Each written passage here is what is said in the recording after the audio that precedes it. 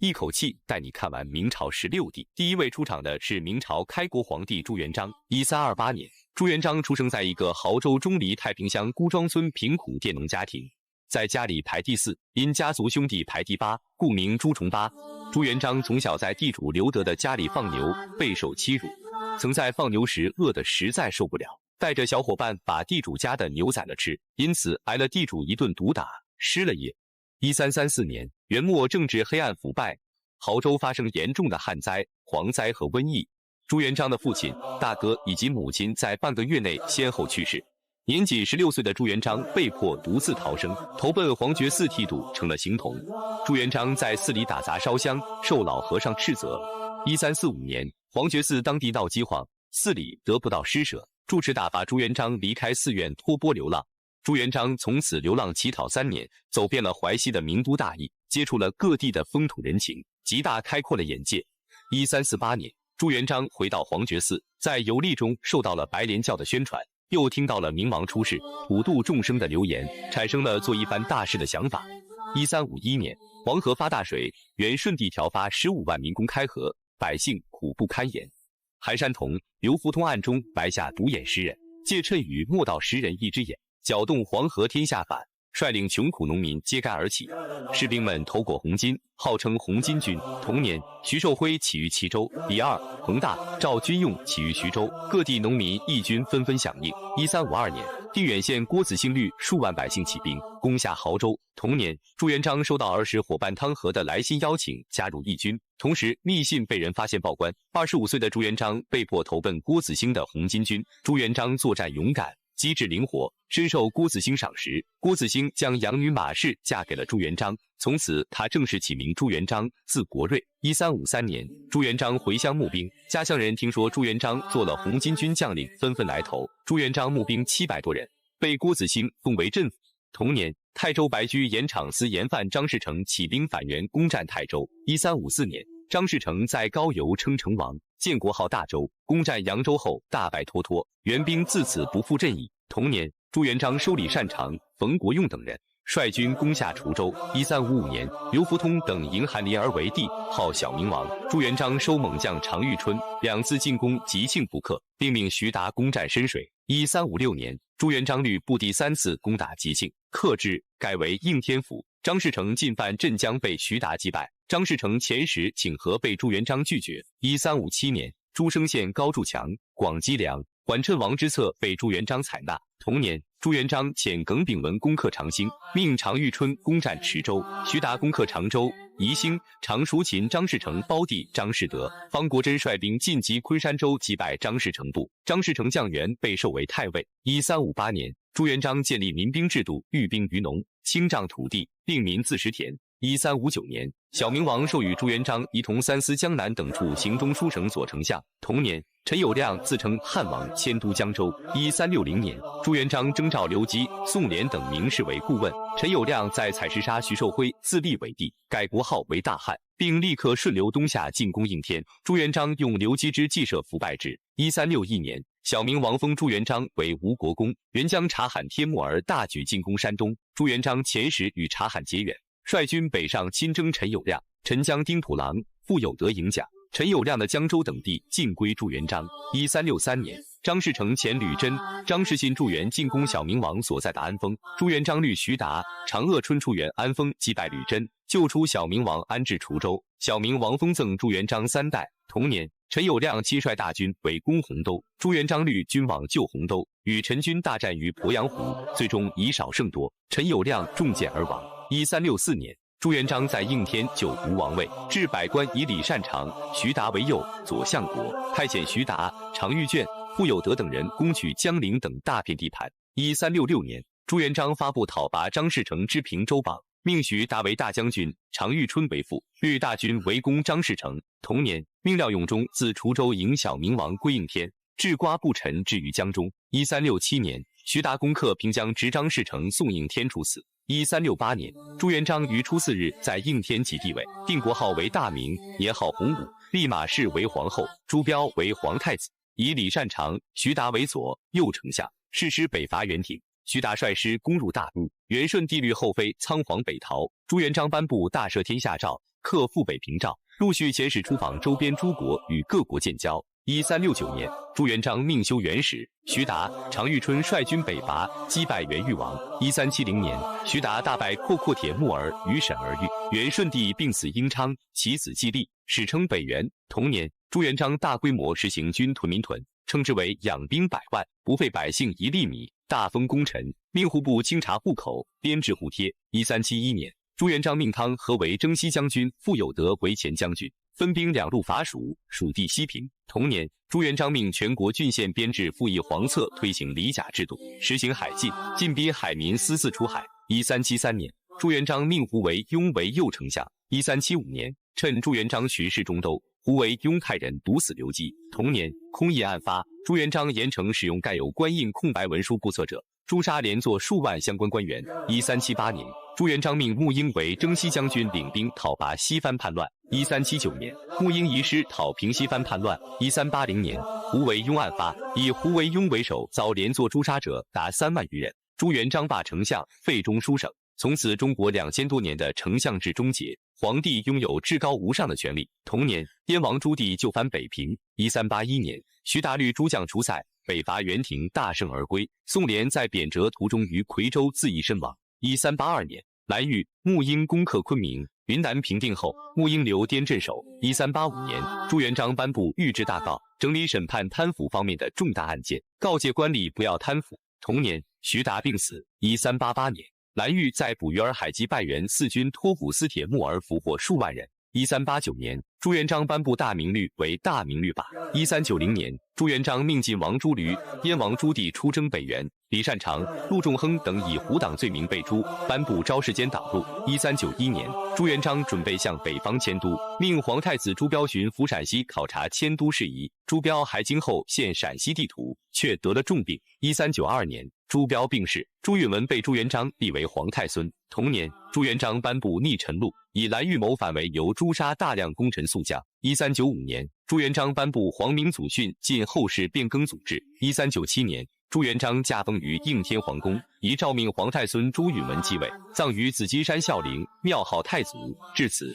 明太祖朱元璋走完了他71年的壮阔人生。时间回到1355年，28岁的朱元璋正攻打南京时，马氏为他生下长子的喜讯传来，朱元璋喜出望外，为长子取名为朱标。1371年，朱标与常遇春之女常氏成婚。常氏分别在1374年和1377年为朱标生下长子朱雄英和次子朱允炆。在朱允炆出生的同一年，朱标已22岁，朱元璋见他年纪不小了，便将一切政事全权交予朱标管理。自此，朱标开始协助朱元璋处理政务。1392年5月17日，朱标在视察陕西归京后，因为偶感风寒，病情加重，最终不幸英年早逝，终年仅37岁。1377年，朱标次子朱允炆出生于应天府，他从小天资聪慧，勤奋好学，而且极其孝顺。1398年，明太祖朱元璋驾崩，在遗嘱上立朱允炆为后继之君，朱允炆登上帝位。次年改年号为建文。朱允炆初登皇位后，便大赦天下，下诏行宽仁之政，赦免有罪之人，并免除百姓拖欠的赋税。他还看重农桑，为百姓兴建学校，对酷吏的纠察也更加严苛，对流民灾民广施赈济，赐给年老的百姓米肉棉帛等物资，命令官府收养孤寡儿童和残疾人士。这一系列有利于民生的措施，为朱允炆换来了良好的口碑。但当时的朱允炆只有20岁出头，毕竟还是年轻气盛。在听取大臣齐泰、黄子成的建议后，开始着手实行削藩政策。1402年，朱棣率军直逼南京，朱允炆自知无力抵抗，便派人同朱棣谈判，希望以割地为条件，促使双方停战。1402年6月13日，朱棣大军已抵达金川门下，古王朱会开门迎降，南京就此被攻破。攻城时引发的大火连绵不绝，建文帝朱允炆也在这场大火中失去了踪迹。至此，朱允炆有记载的人生便戛然而止了，而他的生死踪迹也成为明朝第一谜案。朱棣，明朝的第3位皇帝。1360年，朱棣出生于应天府，是朱元璋与马皇后的第4子。当时的朱元璋正与陈友谅打得不可开交，甚至来不及看这个儿子一眼，便又到前线指挥，也未能为其取名。直至1367年，朱元璋统一江南后，才为之前7个儿子取名。此时7岁的朱棣才正式有了自己的名字。同年，朱元璋十分注重儿子们的成长，不仅请来有学问的大臣来教育这些儿子，还让他们进行严格的军事训练，有时也会到乡间体验民众生活。朱棣的童年就是这样的磨练中度过的，也为他后来独当一面打下了基础。1370年，朱元璋为了巩固明朝江山，开始大封亲王。年仅10岁的朱棣被封为燕王。1376年，16岁的朱棣与徐达之女徐氏成婚，这也是后来朱棣上位的最大助手。同年，朱元璋让即将就藩的亲王前往凤阳体验民生。自此之后，朱棣先后3次被派往凤阳常驻，在练兵演武的同时，还充分了解到民生疾苦和民间生活，对他的思想意识产生了深刻的影响。在凤阳期间，朱棣与徐氏生下他们第一个儿子朱高炽，也就是后来的明仁宗。1380年，朱棣就藩北平之后，多次受命参与北方军事活动，使得他在北方军队中的影响大大提升。1382年，朱元璋要求诸王挑选高僧回封地，为已故的马皇后诵经祈福。于是，法号道衍的姚广孝便跟随朱棣前往北平，从此经常出入燕王府，为其出谋划策，成为朱棣的重要谋士。1390年，朱棣奉命出征漠北，招降蒙古乃尔不花。朱元璋听到捷报后十分高兴，自此朱棣威名大振，更受朱元璋倚重。1392年，太子朱标去世，朱元璋立皇孙朱允炆为皇太孙，以此来杜绝藩王对皇位的觊觎，并且将功臣宿将诛杀殆尽，为皇太孙上位扫清障碍，但也为后来靖难埋下伏笔。1398年，秦王、晋王相继去世，朱棣成为最年长的藩王，朱元璋将其视为大明的顶梁柱。而此时的朱棣羽翼已经丰满，实力也成为诸王中最强大的。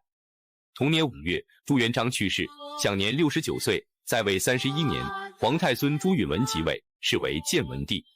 之后，朱允炆为了进一步巩固皇权，采用齐泰、黄子成之意削藩。不到1年时间，不少藩王相继被废或被杀，同时调离燕王府护卫军事，加强对燕王的防范措施。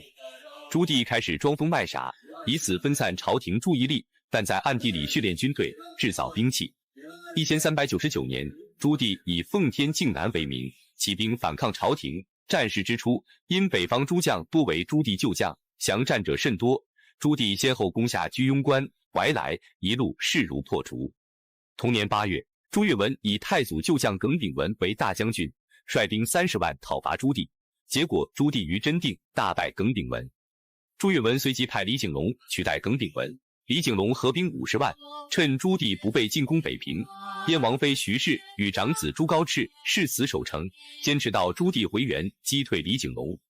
1400年，朱棣于白沟河再次击败李景龙，使其退守济南。同年9月，朱允炆又派圣拥戴李景龙，随后在东昌大败燕军，燕军主将张玉战死。1401年，朱棣重整旗鼓，挥师南下，在滹沱河击败圣拥。之后，朱棣虽胜仗多，但军损失惨重，而且攻下的多数城池又被朝廷收回。于是朱棣决定改变策略，直接南下，兵至南京。1402年，朱棣率燕军渡江直捣南京，武王朱惠与李景龙开城投降，南京城陷，宫中火起，建文帝不知所踪。同年，朱棣于奉天殿即皇帝位，封王妃徐氏为皇后，对靖南功臣进行了封赏。之后大肆屠杀建文旧部，废除建文年间一系列旧制。1403年，朱棣继续实行朱元璋的洗护民政策，以加强对豪强地主的控制。随后又完善了文官制，在朝中逐渐形成了后来内阁制度的雏形，进一步强化了专制统治。同年，朱棣决心修一部巨著彰显国威，钦点姚广孝兼修《永乐大典》，里面涵盖了中华民族数千年来的知识财富。1405年，朱棣派郑和第一次下西洋，之后连续多次远航，对中外文明的交流起到了积极作用。1406年，朱棣命朱能南征解决安南问题，攻陷安南后改为交趾，并设立交趾布政使司，加强控制。1410年，为了对北元残余势力赶尽杀绝，朱棣率50万大军深入漠北，在沃南河畔大破本雅失里军，又击破阿鲁台军于兴安岭，明军大获全胜，最终率军来到狼居山下，封狼居胥。1414年，瓦剌实力不断强大，开始骚扰边境。朱棣再度率军出塞亲征，于呼兰呼师温大败瓦剌部首领马哈木。此后，瓦剌恢复对明朝的朝贡关系。1420年，朱棣为了加强对大臣的监控，恢复了锦衣卫，同时又设置东厂，也给宦官干政留下隐患。1421年，为了稳固边境统治，朱棣正式迁都北京，以此巩固自己的政权，加强对全国的控制。1422年，朱棣第3次亲征漠北，阿鲁台得知明军来袭，乘夜逃离星河，避而不战。无奈朱棣只得班师回朝，在途中率军击败支持阿鲁台的乌良哈部。1423年，阿鲁台卷土重来，侵犯明朝边境，朱棣再次亲征，这次还未开战，阿鲁台便被瓦剌所败，因此明军不战而归。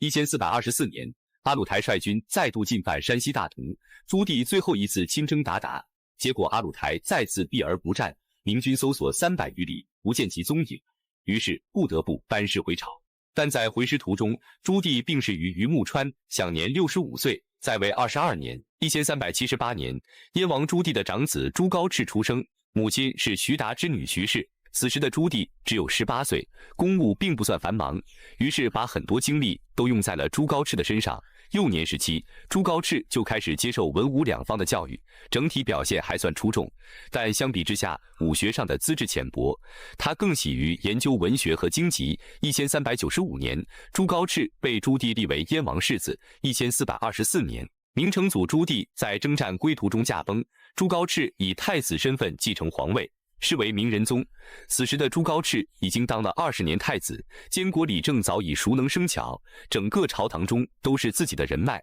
这为他大力推行仁政奠定了基础。即位之初，朱高炽便布令大赦天下。值得一提的是，这其中也包含了靖难中的罪犯，他赦免了许多建文帝旧臣以及其连坐被流放的家属，还为诸多靖难冤案平反昭雪，恢复了一些罪臣的官爵。一系列仁政引起天下赞誉。在经济方面，朱高炽也做出了杰出的贡献。他主张停止郑和宝船下西洋，为大明节省下一大笔开支，用以休养生息，推行垦荒归己，大力推动了农田建设事业，同时减轻农民赋税，使得百姓一度富盈有余。明朝在他的带动下，首次处在一个无战乱之扰、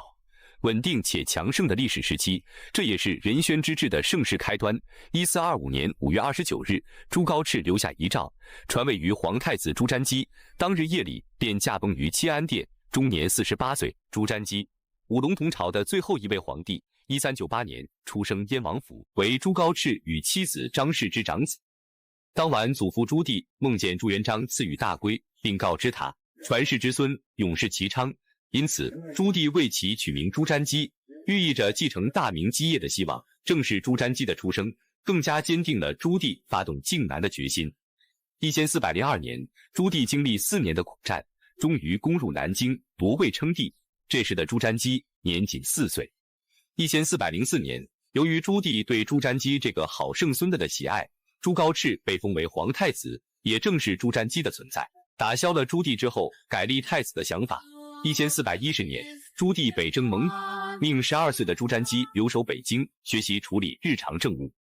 1411年，年仅13岁的朱瞻基被册立为皇太孙。从此刻起，朱棣便让这位圣孙一直跟在身旁，亲自教导他如何当一个好帝王。不仅带他在军旅生活，成就了他的军事才华，还让翰林学士为朱瞻基教授功课。年纪轻轻，博学程度便不亚于其父朱高炽。1414年，朱瞻基跟随朱棣二征漠北。16岁的朱瞻基第一次征战沙场，想要追击敌军，却遭围攻，幸得朱棣及时派以援兵，才解脱险境。年少的朱瞻基身强力壮，而父亲朱高炽体弱多病，还经常受其叔叔朱高煦打压。朱瞻基多次从中斡旋，保护自己父亲太子的地位。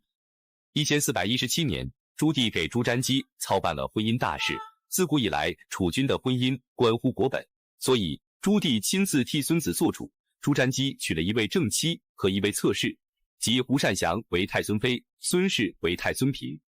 1424年，朱棣在北征反师途中病逝，享年65岁，在位22年。明仁宗朱高炽继位，随后立朱瞻基为皇太子。1425年，因南京屡次发生地震，此时朱高炽也有迁都南京的想法，于是派朱瞻基前往准备迁都工作。同年，在朱瞻基还没有完成迁都准备时，明仁宗朱高炽突然病逝，仅仅当了10个月的皇帝，终年48岁。在朱瞻基返京奔丧后，他不仅妥善处理了明仁宗的后事，还加强了北京城的戒备，防止有人趁机作乱，为登基做了充分准备。6月，朱瞻基正式登基，史称明宣宗。1426年，汉王朱高煦开始暴露野心，于山东举兵谋反。然而朱高煦却小看了朱瞻基，以为自己能够像朱棣一样轻易拿捏自己的侄子，没想到朱瞻基亲率大军平叛，朱高煦瞬间慌了阵脚，最终被迫投降。在班师途中，有人进言趁机捉拿赵王朱高燧，朱瞻基没有采纳，只是致信赵王，让他安分守己。至此，朱元璋留下的藩王权势问题基本解决，国家政局趋于稳定。1428年，朱瞻基以胡氏皇后无子为由，将其废除，改立孙氏为后，并立孙氏之子朱祁镇为皇太子。同年，朱瞻基率军巡视漠北，途中遇蒙古乌良哈率军侵犯大明边境，朱瞻基亲率3000骑兵直面数万蒙军，最终乌良哈下马投降，朱瞻基大胜而归，也给边境打出几十年的和平。1429年，朱瞻基在仁宗的基础上进一步政治改革，开始实行休养生息政策，内阁制度也逐渐完善，并设置内书堂，指定翰林学士教宦官们读书，从而加大了明王朝宦官势力的崛起，也为后来明朝多次宦官干政埋下伏笔。1431年，朱瞻基以外藩多不来朝贡为由，命郑和再次出航西洋。返航期间，郑和因舟船劳累过度去世，这也是明朝最后一次下西洋。1432年，明王朝在朱瞻基的治理下，经济繁荣，国力强盛。这个时期的明朝被认为是国力最为强盛、政治最清明的时期，史称宣德之治。随着百姓们安居乐业，朱瞻基也开始不务正业，在宫里养起了蛐蛐，更是懈怠于朝政，民间称他为蟋蟀皇帝。1435年1月，朱瞻基病重不能视朝，命群臣在文华殿拜谒皇太子朱祁镇。同月驾崩于乾清宫，享年36岁，在位仅10年。1427年，朱祁镇出生于北京紫禁城，是贵妃孙氏与明宣宗朱瞻基的长子。朱瞻基对这个孩子甚是喜爱，便为其取名为朱祁镇，寓意皇长子是国家根本，未来能够辅定天下。同年，朱瞻基废掉第一任皇后胡善祥，改立朱祁镇的生母孙贵妃为后。1428年，2个月大的朱祁镇被封为皇太子。同时，朱瞻基又将宦官王振派往东宫，正式任命为朱祁镇的第一位启蒙老师。1435年，明宣帝朱瞻基于紫禁城驾崩，在位10年，年仅39岁。9岁的朱祁镇按照父亲遗诏顺利登基，史称明英宗。由于朱祁镇登基时年幼，朝政大权皆由太皇太后张氏决断。张氏当政期间，排斥外戚，重用旧臣，任用阁臣三杨及礼部尚书胡盈、英国公张福等5大臣辅政，使得大明朝国力鼎盛，延续了文宣之治的稳定。同年，王振被封为司礼监掌印台监，手中的权力逐渐变大。张氏为了防止宦官干政，三天两头将王振叫去臭骂，使得在他掌权期间，王振始终无法干政。1438年，鞑靼入侵明朝边境，朱祁镇派兵部尚书王继抵达前线，分兵2路，深入草原2000余里，最终擒拿蒙古将官150余人，斩首数千，彻底摧毁了鞑靼的有生力量，从此一蹶不振。1439年，镇守云南陆川的4任发父子举兵叛乱，朱祁镇派龚木胜、方正等人出兵征讨，自此拉开了3征陆川的帷幕。经过9年，数十万人的大规模征讨，始终无法彻底平息叛乱，最终以盟约的形式结束。此战致使明朝大军疲惫，国库亏空，部分地区开始爆发农民起义。1442年，执掌朝政的张氏去世，自此17岁的朱祁镇开始正式亲政。刚继位的他励精图治，颇有一股热血青年要安邦定国的壮志。可由于少了张氏的打压，一直被朱祁镇宠信的王振开始崭露头角。他让人把明太祖挂在宫门上的那块禁止宦官干政的铁牌摘下，又在京城内大兴土木，为自己修府邸、建寺庙，一时间风光无限，成为了明朝第一个专权的宦官。1447年，周氏为朱祁镇生下长子朱见深。1449年，瓦剌首领也先率蒙古骑兵大举南侵，朱祁镇好大喜功，在宦官王振的鼓动下，率50万大军御驾亲征。两军在土木铺交战，由于明朝军队指挥混乱，主动出击后又班师回朝，受到蒙古军队夹击大败，致使朱祁镇被俘。护卫将军樊中一怒之下将王振斩杀。后来他带着大军力图突围，可明军已经是强弩之末，在杀了数十人后，樊中等人全部战死，史称土木铺之变。也先挟持朱祁镇一路打到北京，时任兵部侍郎于谦采用坚壁清野的办法固请坚守，成功守住了困境中的明朝。同年，朱祁钰在于谦等人的促使下乘机大统，史称明景帝，尊朱祁镇为太上皇。同时，立朱祁镇长子朱见深为皇太子。朱祁钰当权后，对王振党羽展开了大规模清算，诸多王振党羽在此期间纷纷落马。1449年，也先挟持朱祁镇返回瓦剌，被俘生活中，也先2天向朱祁镇进献1只羊，7天进献1头牛，每天供应牛乳、马乳，并安排瓦剌妇人为其打扫卫生。朱祁镇还险些与也先的妹妹结婚。1450年，瓦剌无法在朱祁镇身上得到好处，决定与明朝议和，放朱祁镇回京。朱祁钰不愿意接，后在杨善等大臣的坚持下，只好答应让朱祁镇回京。同年8月，被俘1年的朱祁镇抵达北京，并乘坐法驾于东安门入城。朱祁钰亲自到城门迎接，行拜见之礼。为防止朱祁镇与旧臣联系，朱祁钰将他奉为太上皇，并软禁在南宫。自此，朱祁镇开始了他长达7年的囚禁生涯。1452年，随着地位的逐渐稳固，朱祁钰废除皇太子朱见深，并拥立自己的儿子朱见济为太子。汪皇后不同意丈夫的做法，悍然争辩，被打入冷宫。朱见济的生母杭氏被立为杭皇后。1453年，年仅9岁的朱见济病逝，朱祁钰因此受到了沉重打击，自此身体开始愈发虚弱。1457年，朱祁钰身染重病，无法处理朝政。同时，曾在对抗瓦剌时立下大功的武将石亨，由于长期得不到重用，心生怨恨，为了自身利益，开始有了让朱祁镇复位的想法。在与身边人商讨过后，石亨拉拢宦官曹吉祥、都督张悦等人，于正月16，里应外合救出太上皇朱祁镇，并于次日助其重夺皇位，改年号为天顺，废朱祁钰为成王，史称夺门之变。7日后，朱祁钰突然暴毙，享年30岁，葬于西山。朱祁镇成功复位后，开始大规模清洗朝堂，杀了众多北京保卫战的有功朝臣，并将于谦暴尸街头，成了他人生中永远抹不去的污点。解决完朝政方面，朱祁镇开始任用贤臣，显示出了一定的明君风范。在敬老方面，他规定全国70岁以上的老人每年都要由国家发放粮食供养，90岁以上的老人加倍，65以上的老人免无任何国家差役。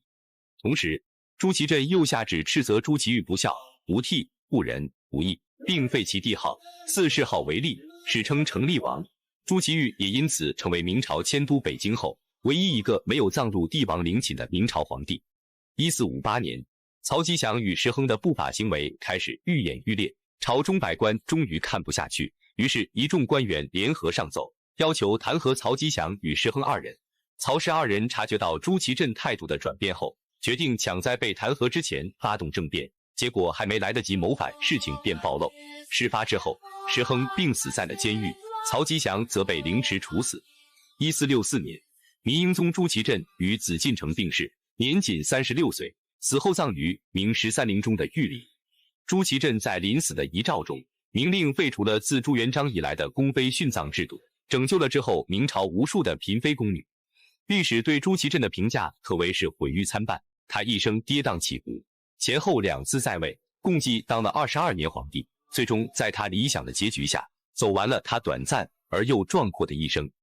1428年，明宣宗朱瞻基的次子降世于北京，取名为朱祁钰，其母是一名普通宫女，因此与兄长朱祁镇相比，朱祁钰的地位低了很多。1435年，明宣宗朱瞻基驾崩，明英宗朱祁镇登上皇位，将弟弟朱祁钰册封为成王。朱祁钰打小就很敬畏自己的哥哥，因此从未有过争储的念头，反而是一心想以臣弟身份好好服侍自己的皇兄。原本这可以是一个兄友弟恭的圆满故事，可在1449年的一场惊天变故后，兄弟二人的命运发生了天翻地覆的变化。1449年，北方蒙古的瓦剌部入侵大明，明英宗朱祁镇在王振的怂恿下，决定御驾亲征歼灭瓦剌。他将京师事宜留给弟弟朱祁钰，自己则率领20万大军挥师北上。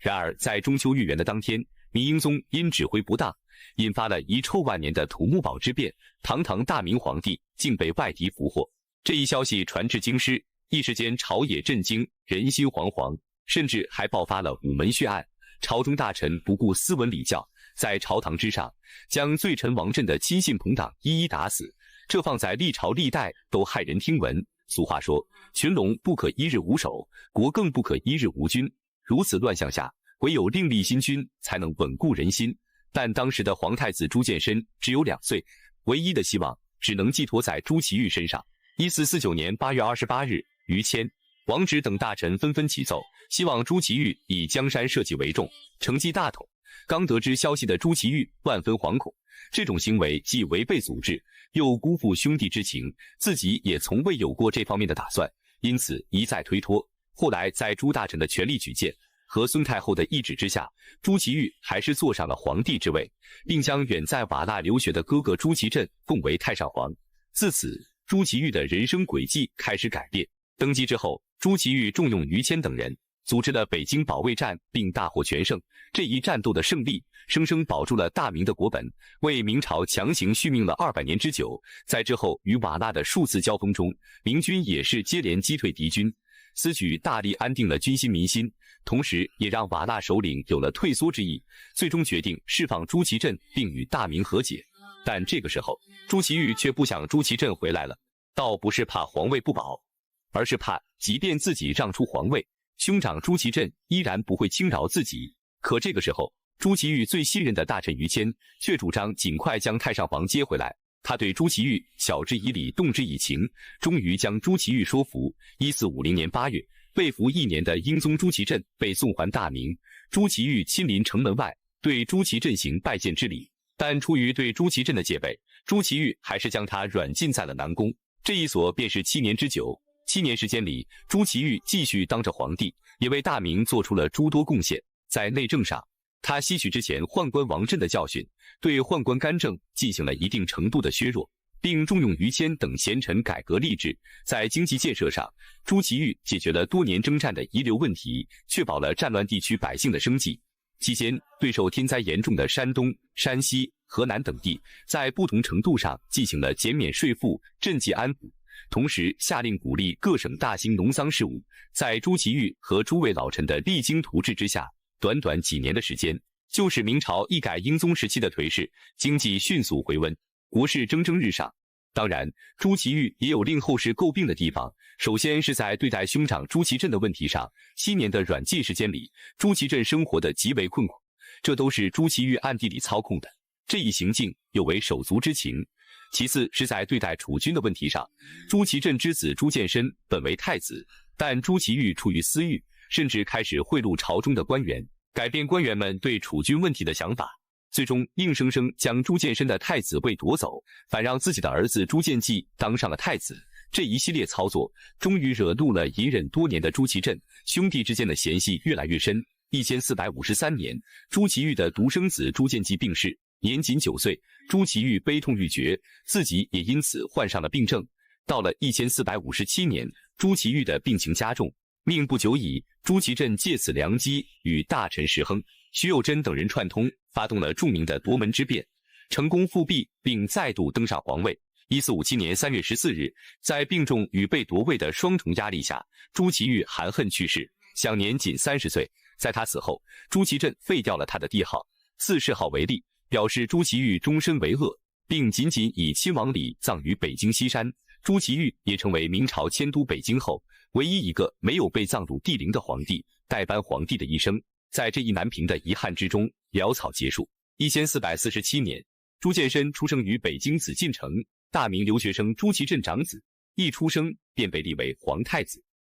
1449年，明英宗朱祁镇不顾群臣反对，执意亲征瓦剌，最终土木堡之变后被瓦剌俘虏。随后为了稳固朝堂，于谦上书建议拥立成王朱祁钰为皇帝。1450年，大明留学生朱祁镇被瓦剌送回，景泰帝朱祁钰将其软禁在南宫，尊其为太上皇。1452年，景泰帝朱祁钰废掉侄子朱见深太子之位，降为夷王，立自己的儿子朱见济为皇太子。就这样，5岁的朱见深成了孤苦无依的废太子，连宫中最低下的太监都偶尔对他恶语相向，更有甚者拳打脚踢。在朱见深在黑暗的日子里，有一位名叫万芝儿的宫女对他照顾有加，不离不弃，为他的童年生活带来希望。1457年，景泰帝病重，大臣石亨、徐有贞发动夺门之变，迎朱祁镇复位。明英宗再次登上皇位，开始大肆封赏拥立复位的功臣，并以谋逆罪名将一代忠臣于谦处死。同时，朱见深的太子之位失而复得，但由于幼年卷于皇位之争，朱见深落下个口吃的毛病。明英宗再次复位后，以曹吉祥为首的宦官逐渐得势，朝堂政局愈加腐败不堪。1464年，明英宗病重，皇太子朱见深开始摄政。不久，明英宗逝世，朱见深正式即位。即位不到1月后，朱见深下了一道诏令，授予一位叫姚望的工人为官。至此，皇帝视官职为私务，随意任用官员，这便是传凤官之始，为明宪宗后期朝堂混乱埋下伏笔。同年5月，都指挥使门达便联合东宫内侍王伦，密谋让钱普取代大臣李贤，最终事情败露，明宪宗下令斩杀王伦，降职钱普。明英宗晚年最宠信的门达也因此下狱，这也让刚上任的明宪宗获取了朝堂威信。1465年，明宪宗上位之初，先是为于谦平反约案，接着不计前嫌地恢复了朱祁钰的皇帝尊号，任用贤臣商路治理国政，对民众实施宽免赋税、减省刑罚政策，使得明朝开始有所好转，让社会经济渐渐得到复苏。同年，由于明英宗时期遗留的社会矛盾，广西、四川等地相继发生起义，明宪宗朱见深任命都督赵辅为征夷将军征讨叛乱，最终暴乱被顺利平定。1466年，蒙古族毛里孩多次率兵进犯宁夏，明宪宗朱见深随即授朱勇为平湖将军征讨毛里孩，在固原之战中打得蒙古落荒而逃，收复了河套地区，洗刷了土木堡之变的耻辱，蒙古再也不敢与明朝为敌。1467年，建州女真族屡屡犯边，明宪宗朱见深集结5万大军，兵分3路剿灭女真部落，同时谕令朝鲜出兵协助。经过1个月的围剿，沉重地打击了建州女真族，当时的部落首领也被擒杀，这就是历史上著名的成化黎平。而明宪宗朱见深被女真族深深记在了心里，以至于后来满清入关后编撰的《明史》对朱见深大进行了亮黑。1471年，明宪宗朱见深开始怠于政事，大学士彭实、商路借口会兴9县求见宪宗，还未谈到国家大事，万贵妃的侄子万安直接口呼万岁，直接打断了此次会议。朝野上下也是称万安为万岁阁老。从此，明宪宗再不召见大臣。1475年，明宪宗立皇子朱佑樘为皇太子，在解除了内忧外患，又安排了100年之事后，朱见深整日沉溺于与万贵妃享乐，不理朝政，正式均有心腹宦官宠爵。1476年，李振解决靖州地区的暴乱后，明宪宗任命副都御史元节安抚京襄两地流民，并设置了云阳府和行都司卫所，一劳永逸地解决了京襄流民这一难题。1477年，明宪宗朱见深设置西厂，加强特务机构，太监汪直担任西厂提督。汪直利用职务不断扩大自己的势力，朝中多数大臣被无辜下狱，一时之间朝堂上下人心惶惶。1482年，明宪宗朱见深认识到设置西厂的错误，于是听从大臣建议撤销西厂，并将汪直及其党羽罢官驱逐。1486年，晚年的明宪宗也兼之传凤官之滥，开始陆续裁减官员，解决这一弊政，及时将朝堂重新趋于稳定。1487年，万贵妃病逝后，明宪宗朱见深也因悲伤过度于数月后去世，享年40岁，在位23年。至此，明宪宗朱见深走完了他饱受争议的一生。1470年，朱佑樘出生于北直隶顺天府，是明宪宗朱见深的第3个儿子，其生母季氏乃是宫中一婢女。在朱佑樘出生前，万贵妃多次派人去谋害朱佑樘，但均未成功。当时被派去谋害朱佑樘的太监张敏见季氏可怜，便冒着生命危险将婴儿朱佑樘藏了起来，还每日送去米粉补养。就这样，朱佑樘一直艰苦生活到6岁。当时明宪宗正为前面2个皇子都夭折，没有接班人，感到苦恼。张敏见时机到了，便说出了朱佑樘的秘密。明宪宗听后大喜，次日册立为皇太子。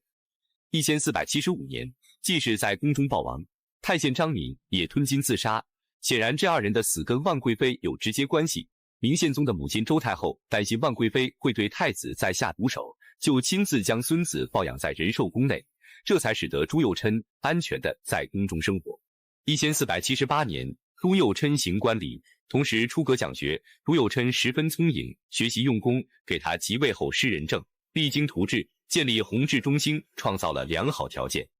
1487年，万贵妃病死，明宪宗也因悲伤过度于数月后去世。年仅18岁的皇太子朱佑樘于继位登第，改年号为弘治。同年，张氏被选入宫嫁给朱佑樘，婚后2人十分恩爱，日子过得琴瑟和谐。由于明孝宗朱佑樘上小时候见惯了后宫女人争斗的手段，于是他这一生只娶了张皇后1人，可谓是明朝一夫一妻制的典范。1488年，朱佑樘开始启用正直贤能之士，重用徐溥、刘建、谢谦、李东阳等贤臣，还为于谦建金宫祠，使得无论是在朝中还是宫中都为之一新。同时，朱佑樘又更定律制，不以严法，即废前期一应弊政，并采纳大臣的建议，开设大小经研，以便更好地接受百官面陈国事。这些行为也让政治清明，获得朝野称颂，史称弘治中兴。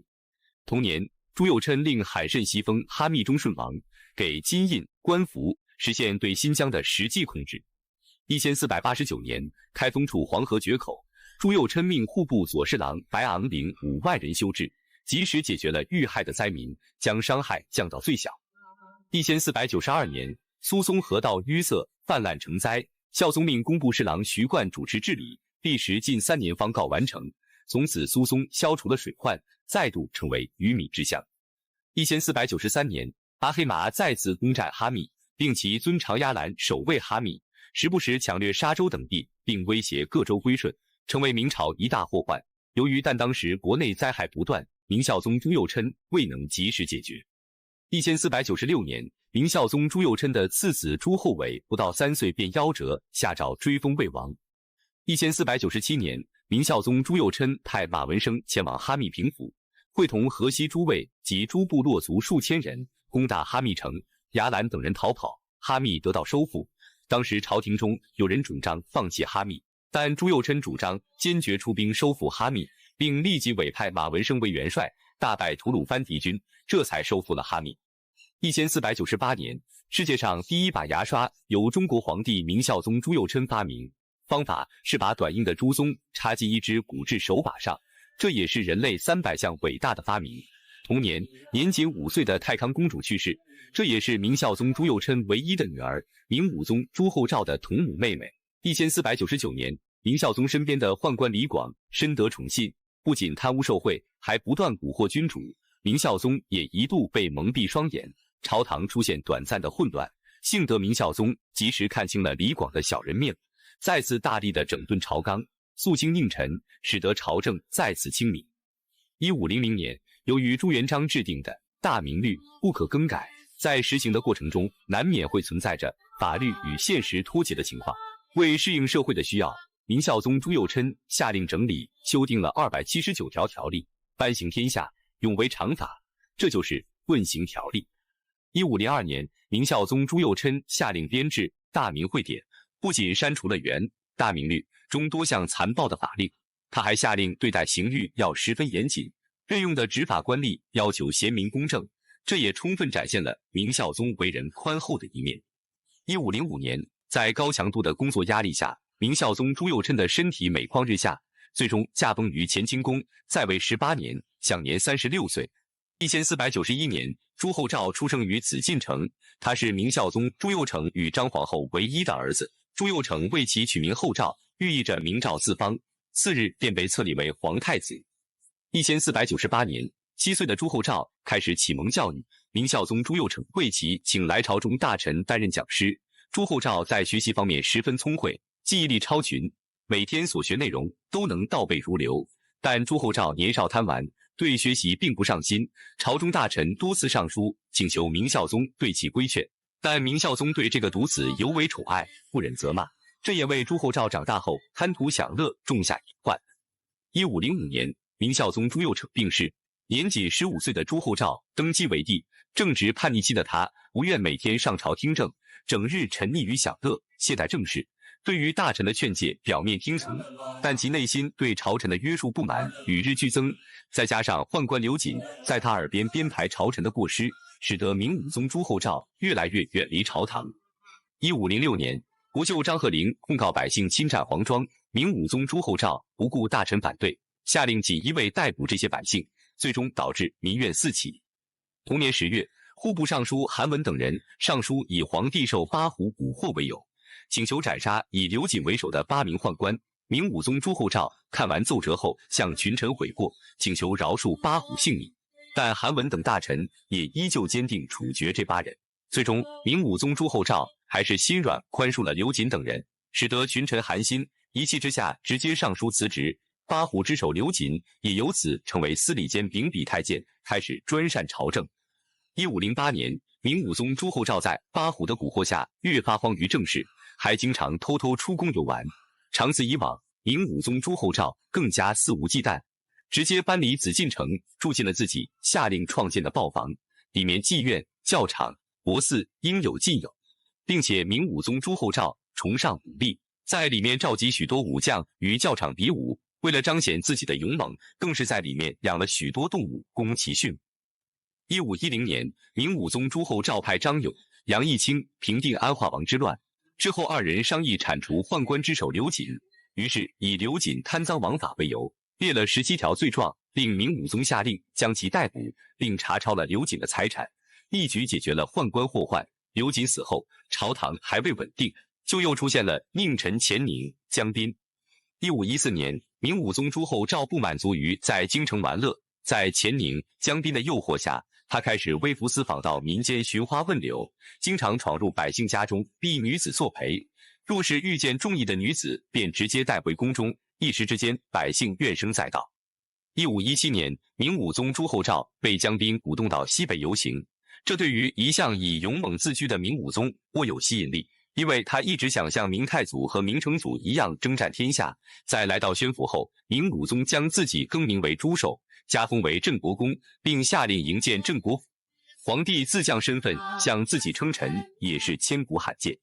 同年，蒙古王子率军进犯，大明北方军情危机，朝堂上下正在商讨哪位将领出征时，明武宗朱厚照听到这一消息后大为兴奋，准备御驾亲征。此时距土木堡之变还不到70年，朝臣一听皇帝亲征，便心惊胆战，立马劝皇帝三思。但明武宗朱厚照怎会放弃这一立功机会？最终以大将军朱寿名义领兵出战。明武宗朱厚照在上战场后没有丝毫畏惧，反而沉着冷静地展现出不凡的军事天赋。先是派少量军队引出敌军，再不断增加兵力对其消耗，最终蒙古王子兵败撤退。这场战役使得明朝北方边境暂时安定了一段时间，史称应州大捷。1519年，江西宁王朱宸濠杀死朝廷命官，率众起兵作乱，明武宗朱厚照再次御驾亲征，于是率军从北京出发前往平叛，但大军还未到达地点，便传来南赣巡抚王阳明已将宁王活捉。朱厚照闻言十分不悦，于是他突发奇想，下令将宁王释放，由自己将其捉拿。朝中大臣听闻也是无话可说。1520年，明武宗朱厚照在回京途中经过清江浦，见水上风景优美，便自驾小船捕鱼玩耍。但不慎跌落水中，最终感染风寒，落下病根。1521年，回到京城的明武宗重病不起，身体每况日下，最终驾崩于豹房，终年31岁，在位16年。1507年，朱厚熜出生于湖广安陆的兴王府，父亲朱佑元是明宪宗第4子，明武宗朱厚照的堂弟，母妃蒋氏是兵马指挥使蒋孝的女儿，其父为其取名朱厚熜，寓意着前途光明。幼年时期的朱厚熜聪明过人，在父亲朱佑元的教导下，不仅熟读四书五经，对祭祀、典礼这些问题也样样精通。1519年，朱佑元病逝，年仅13岁的朱厚熜在长史元宗高的辅佐下，以兴王世子的身份接管王府。朱厚熜继承王位后，把王府管理得井井有条，而且治下的百姓丰衣足食，一派祥和。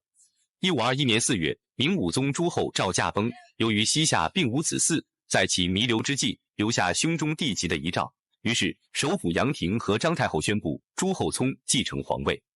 同年5月，15岁的朱厚熜正式登基为帝，4年改元嘉靖。继位不久，明世宗便与大臣们商讨生父尊号问题。这场礼仪之争历时3年半，最终明世宗朱厚熜力压群臣，如愿以偿，将自己生父供奉在太庙之上。这场事件史称大礼议。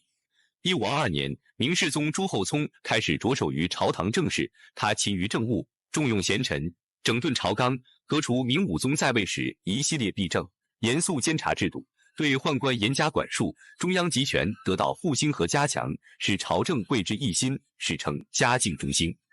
1529年，明世宗朱厚熜废除承袭爵位制度，以此消除外戚干政隐患，在经济上严惩贪赃枉法，并勘察皇庄和勋戚庄园，还地于民，鼓励耕织，极大地缓解了当时激烈的社会矛盾。1530年，桂萼上书请求将赋税和徭役合为一条，方便征收税款，进而增加财政税收。明世宗批准实行这一制度，被后世称为一条鞭法。这次改革因桂萼生病起休，未能进一步展开，但为后世税收制度改革提供了借鉴。1540年，由于早期治国成效显著，大明朝国力逐渐富强，呈现欣欣向荣的局面，明世宗朱厚熜变得骄傲自满，逐渐丧失进取之心，一改佛道兼崇的习惯，开始沉迷于道教，幻想长生不老。同时，为了神化自己，他还为自己和父母加封道号，为了推崇道教大兴土木，穷奢极欲。这时，太仆卿杨遂直言上谏求仙乃荒谬之事，但此时的明世宗朱厚熜丝毫听不进去，直接将其杖毙。一时之间，朝堂上下人心惶惶，无人再敢直谏。首辅严嵩得到明世宗的宠信，开始专擅朝政，为了巩固势力，不惜残害忠良，导致朝堂败坏，嘉靖新政的成果也逐渐付之流水。1542年，明世宗朱厚熜由于长期服用丹药，导致性格多疑暴虐，曾多次杖毙宫人、宫女太监等人，忍无可忍，终于爆发动乱。以杨金英为首的数十个宫女趁明世宗睡着之际，企图用绳索将其勒死。事后因绳索死结导致没有成功，史称壬寅宫变。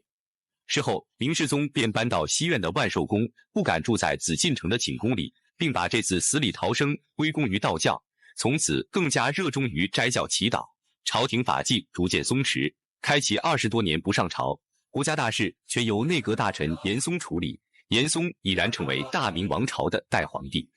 1550年，由于严嵩专政，社会矛盾不断激化，最终导致大同兵变爆发。同年，蒙古鞑靼部俺答可汗率军进攻北京，烧杀抢掠，无恶不作，直到得到明世宗朱厚熜通共的允诺后，才引兵撤退，史称庚戌之变。1555年，倭寇海盗开始不断进犯明朝沿海领域，仅仅3、4年时间，江浙一带军民就被杀害数十万人。之后，戚继光率领戚家军在浙江台州9战9捷，彻底消灭了沿海一带的倭寇。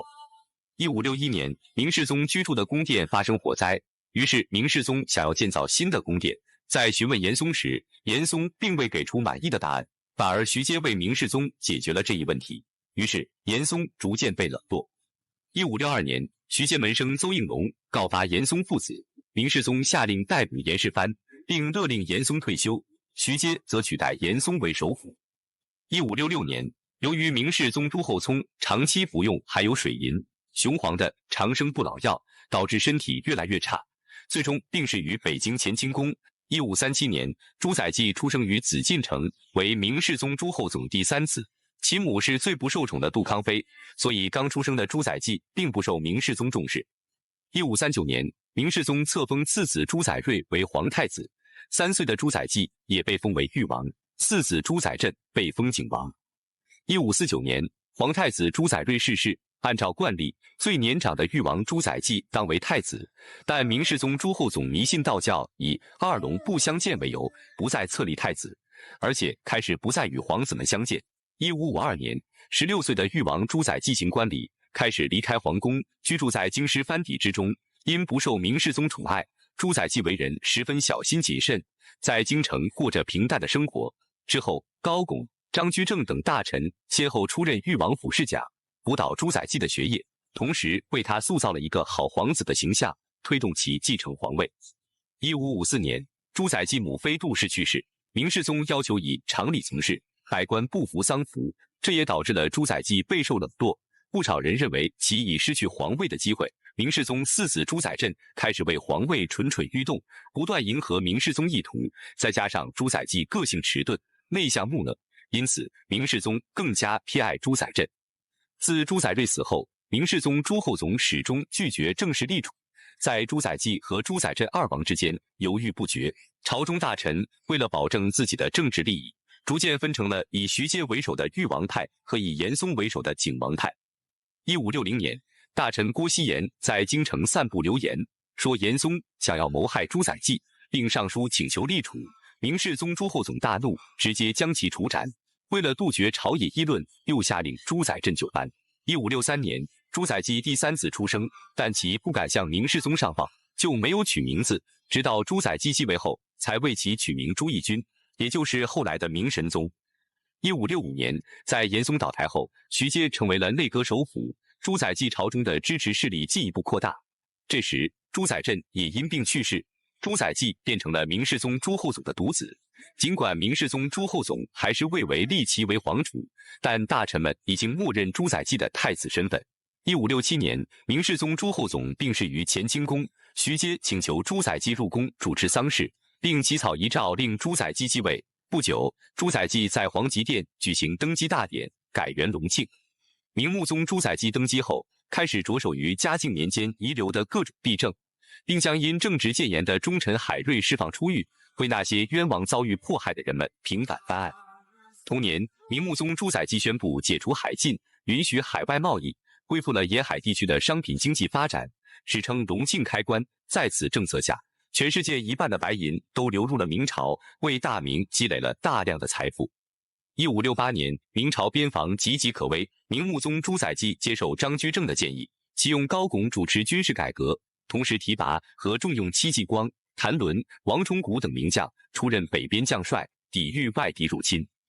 1569年，张居正与高拱联合，串通宦官李邦，将内阁首辅徐阶赶下位。最终，高拱成为新任内阁首辅，他和张居正共同辅政，创造了一系列重大业绩。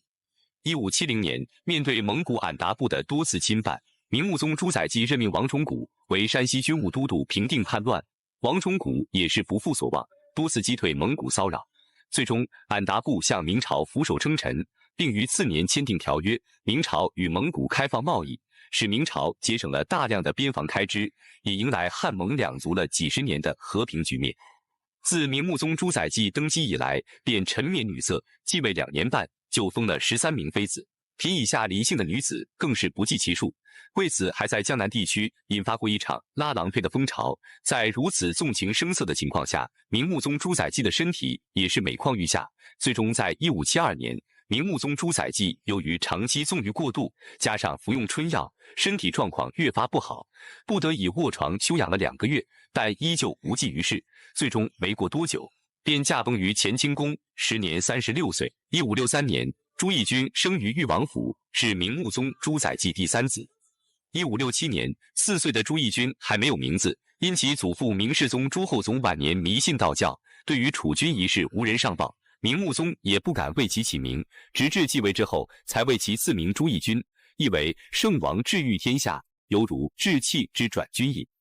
1568年，由于明穆宗前几位皇子早逝，朱翊钧成为所有子嗣中最年长的，故被立为皇太子。其生母李氏也母凭子惠升为贵妃。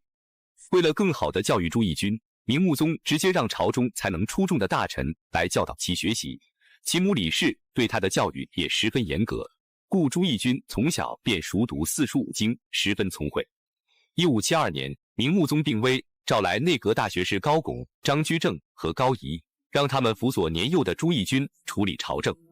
不久，明穆宗驾崩，与乾清宫，年仅10岁的皇太子朱翊钧正式即位。次年改元万历。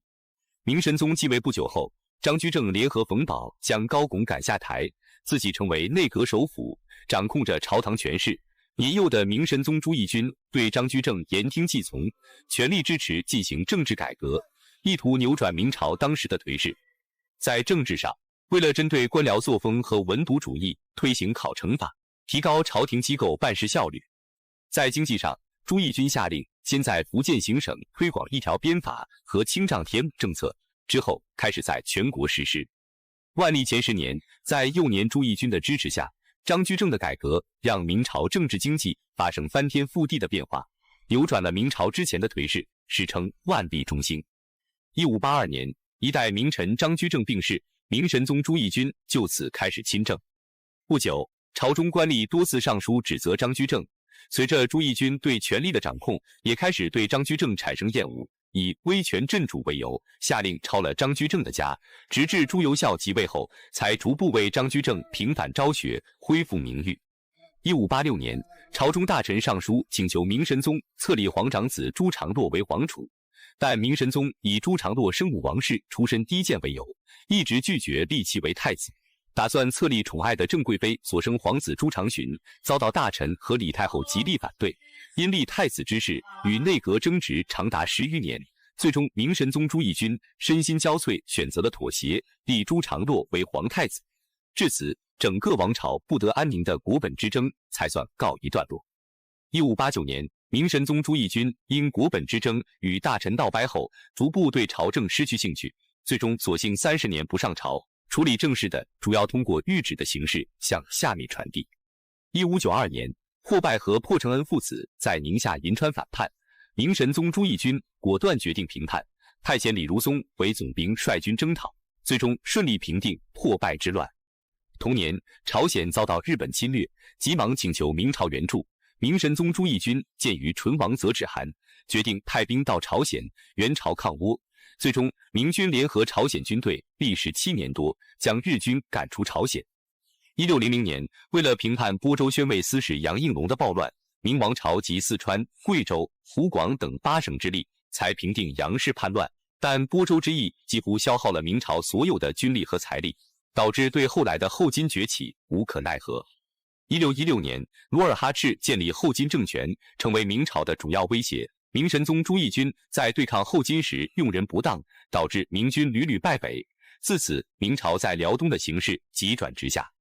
1619年，努尔哈赤率领后金军队在萨尔浒发动战争，明神宗朱翊钧下令集结全国精锐20万士兵和朝鲜军队，向辽东发起4路进攻，但最终全军3路覆没，军队死亡人数超过9万人。而且在这场战争中，明神宗朱翊钧先后3次下令加派全国田赋来增添军饷，最终这些钱财也是统统打得水漂，一时之间激起了全国百姓的强烈不满，以至于越来越多的人开始起义反抗明朝。1620年，明神宗朱翊钧因长期沉迷酒色，加上国事困扰，最终重病不起，不久驾崩于弘德殿，终年58岁。1582年，朱常洛出生于紫禁城，是明神宗朱翊钧长子。其母王宫妃原是侍奉明神宗生母李太后的宫女。有次明神宗在向李太后请安时，一时兴起，便偷偷临幸了宫女王氏。王氏有身孕后，因明神宗忌讳此事而一直隐瞒，最终在李太后的干预下，明神宗不得不承认王氏，封其为宫妃，并为其子取名朱常洛。幼年时期的朱常洛无人在意，因其母王宫妃出身宫女，明神宗朱翊钧极不喜欢朱常洛这个庶出长子，以至于朱常洛都快过了启蒙教育时间，也未开始学习，差一点变成了文盲。就这样，朱常洛在备受冷落中度过了孤独的童年。1586年，明神宗朱翊钧最宠爱的正室生下皇三子朱常洵，正是因此晋封为皇贵妃，并借机祈求明神宗立朱常洵为太子。而明神宗也一直不喜皇长子朱常洛，准备册立朱常洵为皇太子，但朝中大臣皆以立长不立又反对此事，接着上书指责正是后宫干政。明神宗却不以为意，依旧宠爱郑贵妃，对于皇储一事也就此搁置。1594年，郑贵妃为了助其儿子朱常洵登上太子之位，在明神宗面前污蔑朱常洛调戏，并与宫女发生私情。明神宗听后大怒，派人前去查验，最终王宫妃极力担保绝无此事。再加上前去调查的官员并未查出朱常洛与宫女有私情，朱常洛这才逃过一劫。1601年，在群臣和李太后的逼迫下，明神宗不得已册立皇长子朱常洛为太子，其他皇子皆被封王。至此扰得整个王朝不得安宁的国本之争才算落下帷幕。但朱常洛的生活并未就此好过，他依然不受明神宗喜爱，皇储地位随时可能丧失，并且自己的生母王宫妃也因郑贵妃的挑唆，被明神宗幽禁于宫中。王宫妃由于常年见不到自己的儿子，天天以泪洗面，最终双目失明。1611年，朱常洛生母王宫妃病逝，明神宗对此毫不在意，并且对于王宫妃的葬礼也不愿按照贵妃标准下葬。最终在朝中大臣的进言下，明神宗才勉强同意追谥为皇贵妃。1615年，郑贵妃一直对立朱常洛为太子不满，有一次手下人给她出主意，只要朱常洛死了，自己的儿子就能成为皇储。于是郑贵妃只是一名叫张差的男子，手持枣木棍，装疯闯入太子朱常洛居住的慈庆宫，逢人便打，差点便伤及朱常洛。所幸内官韩本用及时制服了张差，这才让朱常洛免遭横祸。事情败露后，张差将郑贵妃供出，一时之间，朝中大臣议论纷纷，集体要求惩处郑贵妃。但明神宗只是要求郑贵妃向朱常洛赔礼道歉，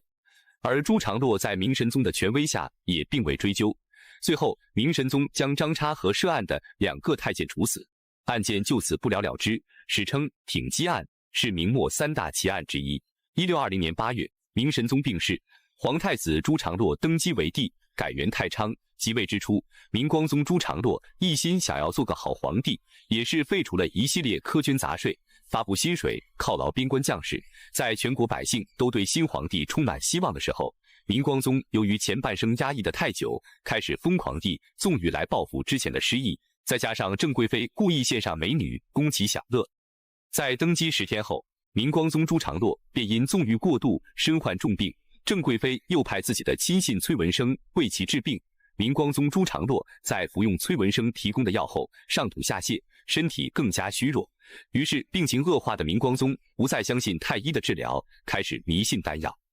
同年9月，明光宗朱常洛在服用鸿胪寺丞李可灼进献的号称仙丹的红丸后，当天暴毙身亡，时年39岁，在位不到1个月。至此，明光宗朱常洛走完了他这命运多舛的一生。1605年，朱由校出生于紫禁城，是明光宗朱常洛长子。其母王氏是当时皇太子朱常洛的选侍，祖父明神宗朱翊钧亲自为其取名。幼年时期的朱由校，由于其父明光宗朱常洛不受万历皇帝的待见，所以明光宗每天过着如履薄冰的生活，根本无暇顾及自己的儿子朱由校，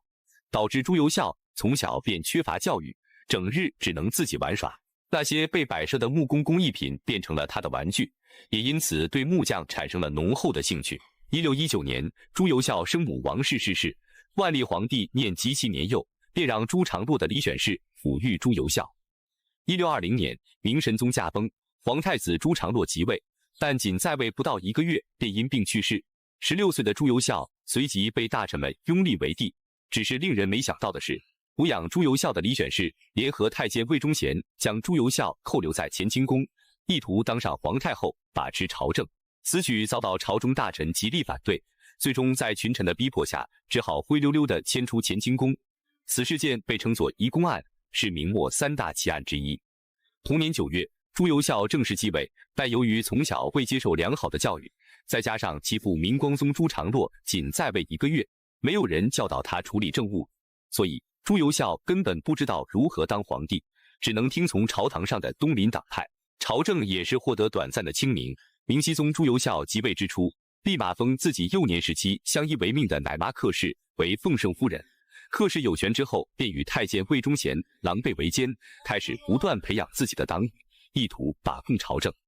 1621年，努尔哈赤率军攻陷沈阳，明熹宗听取东林党派意见，先后派遣熊廷弼、毛文龙掌兵镇守辽东。1622年，明熹宗下诏为张居正平反，还录用靖难时期方孝孺后嗣，对于国家元勋更是辅以后续。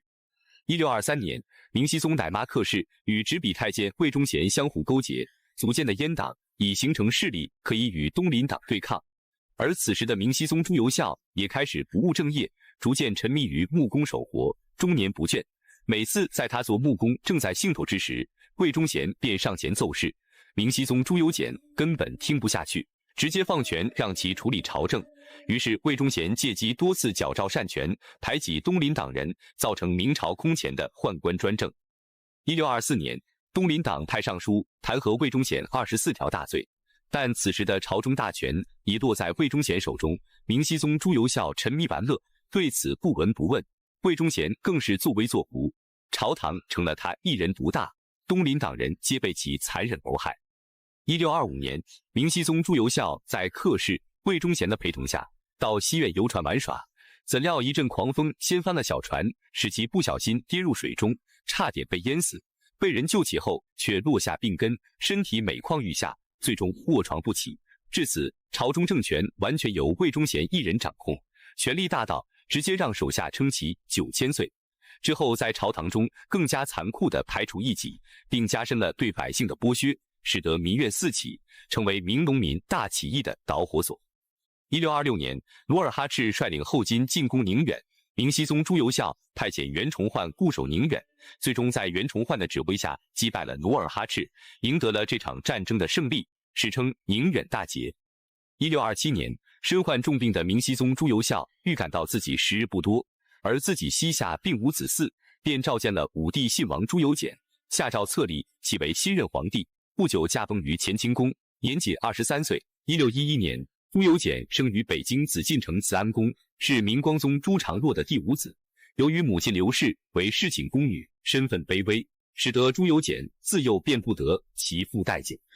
1616年，朱由检生母刘氏因触怒明光宗朱常洛，被杖毙。年仅5岁的朱由检便交由庶母西里抚养，所以崇祯从小便缺失了父爱母爱，这也是他悲惨命运的开端。1620年，明神宗朱翊钧去世后，明光宗朱常洛仅在位1个月也相继去世，朱由检的兄长朱由校即位。1622年，12岁的朱由检被明熹宗朱由校封为信王，由于年龄较小而没有就藩，但封王的圣旨并没有让他高兴多久，养母东里便病逝了。朱由检的童年便又成了孤身一人。1625年，朱由校下诏为信王挑选王妃，4年开始在北京城为其兴建信王府。朱由校在位期间，一心沉迷玩乐，无心朝政，致使朝中大权落在宦官魏忠贤手中。魏忠贤在击败东林党派后，一人独大，权势滔天，整个大明王朝被其搞得乌烟瘴气。此时的朱由检作为藩王，对于宦官弄权的弊端都看在眼里，但他并没有表现出来，而是韬光养晦，暗中记下魏忠贤的党羽。1627年，朱由校病入膏肓，由于膝下并无子嗣，召集信王朱由检进宫，将皇位传于他，不久便驾崩于乾清宫，仅在位7年。同年，17岁的朱由检奉诏继承皇位，是为明思宗，改年号为崇祯。明思宗朱由检在上位后，想要恢复大明往昔的荣光，于是第一件事就是铲除魏忠贤，意图实现拨乱反正，但也因此打破了朝堂上的政治平衡，文官集团获得了独大地位。1628年，明思宗朱由检为了抵御外敌入侵，重新启用袁崇焕为兵部尚书，托付他收复全辽的重任。同年，陕西澄城遭受大旱后，王二带领农民起义，他们杀死知县，笑聚山林，就此拉开明末农民战争的序幕。1629年，明思宗朱由检任命杨鹤为陕西3边总督，负责处理陕西民变，并让其采取以府为主、以剿为辅的方针处理，短时间也是取得了明显的成果，起义者陆续被招安。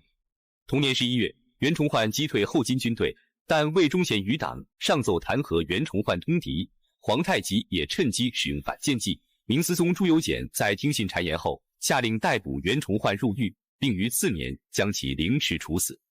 1631年，由于根本的社会矛盾没有解决，之前被招安的人没有得到有效安置，便重新起义。明思宗朱由检闻讯震怒，下令洪承畴出任陕西三边总督，要求陕西督府鼓励道将，速图剿定。同年11月，皇太极率后金军攻陷大凌河城，孔有德、耿仲明在支援过程中叛变，直接投奔皇太极，引领后金军队攻陷旅顺，还将明朝红衣大炮的技术传到后金。此后，明军作战更加吃力。1636年，在洪承畴、卢象升以及孙传庭的通力合作下，将起义军打得节节败退，并擒获首领高迎祥。之后，起义军将李自成推为闯王，再次起兵反抗明朝。同年4月，皇太极称帝，建立满清政权，随后又派兵大略京畿，史称丙子之变。10月13日，明思宗朱由检于启用杨嗣昌为兵部尚书，不久又拜为礼部尚书兼东阁大学士，希望他能够解决内忧外患，并中兴大明王朝。1638年，杨嗣昌提出的四六正于十灭网战略收到成效，大部分起义军被消灭殆尽，李自成也被追杀到，仅率18骑逃亡。而此时，皇太极第5次发兵入塞，使得京畿告急，是为戊寅之变。明思宗朱由检急调洪承畴、孙传庭擒王，但对于清军的进攻毫无还手之力。这场战争后，卢象升战死，孙传庭下狱，洪承畴调任防范清军，明朝完全陷入被动局面，形势岌岌可危。这也给濒临绝境的李自成得以喘息的机会，让其再次扩军壮大。至此，内外局势对明朝愈发不利。1641年，多省自然灾害频发，而灾民未能得到安置，被迫加入李自成的起义军，使其队伍不断壮大，开始在中原地区攻城略地。明思宗朱由检启用傅宗龙为陕西三边总督，驰援开封进剿李自成，但最终也没挡住李自成的攻势，于项城被擒杀。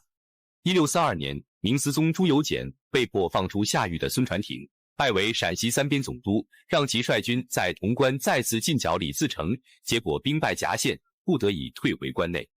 同年，清军再次发兵入塞，此次入塞与之前如出一辙。清军攻陷88城之后，带着数十万名俘虏和牲畜等战利品扬长而去。1643年，明思宗朱由检迫切渴望扭转局势，于是将希望寄托在孙传庭身上，命他出潼关剿灭李自成。然而孙传庭兵败汝州，不久后战死于潼关。10月，李自成攻占西安后，进而迅速控制陕西。明思宗朱由检先后派于英贵、李化熙替代孙传庭，但都无济于事。1644年，李自成在西安称帝，建国号大顺，随后挥师东征山西，直捣北京，明王朝面临灭顶之灾。明思宗朱由检践行着君王死社稷，不愿投降，最终于眉山自缢身亡，时年33岁，在位17年。至此，明思宗朱由检走完了他这可悲可叹的一生。明朝，中国历史上最后一个由汉人建立的大一统王朝，这是一个有着无数缺憾和劣根性，同时也有着无数荣耀与坚守的王朝。大明王朝276年的兴衰盛亡，从洪武之治的重整河山，到永乐盛世的万国来朝，仁宣之治的富足升平，土木堡之变到弘治中兴，万历年间的逐渐沉沦，再到崇祯末年的无奈与悲歌，无不书写这一个王朝的兴衰与落寞。